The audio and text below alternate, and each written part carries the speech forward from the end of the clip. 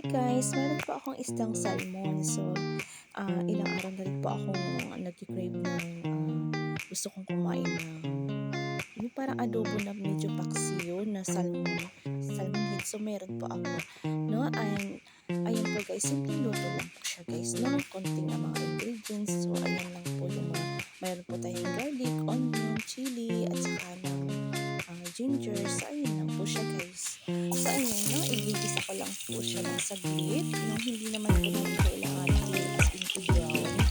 So, ayun, yung basta, ano lang po, yung maamoy na po natin na aroma ng ginger at saka yung onions, ng garlic. So, ayun, okay na po na siya. So, ayun, pwede na po natin siya,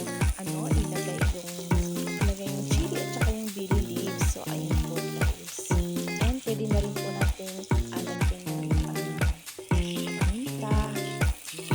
And, pwede na natin ilagay yung salmon, o isda. And pwede na rin po tayo maglagay ng gusto nyo ilagay dyan, tuyo, or anong kunting suka, or ano ilagay nyo dyan pwede.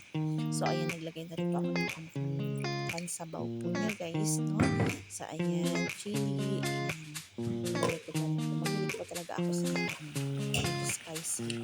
So, ayan, tatakpan ko lang po, and ayan na po, no? Diba? Madali lang po kasi maluto. So, ayun, titignan na po natin yung lasa kung okay na po ako, pasado na po yung taste niya. So, ayun guys, ang sarap po. Yan. Maano po ba? Humungo po yung amoy niya.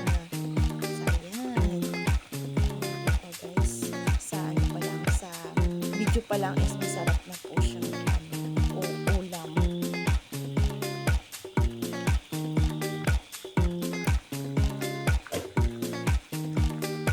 And ako po guys, pag nagluluto ko naglalagay po ako ng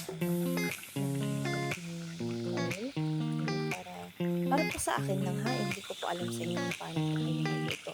And kasi para sa akin medyo masarap po yung taste ng sauce na po.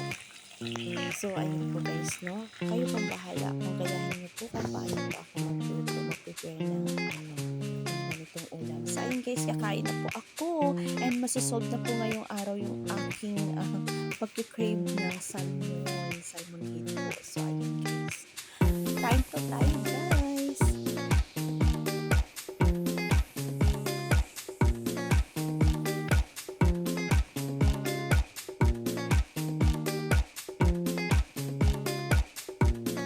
Meron pa po akong coffee, ayan, meron pa akong naghanda ng tubig. Bulurot ako sa sobrang kain ko. So guys, ayan, thank you guys for watching.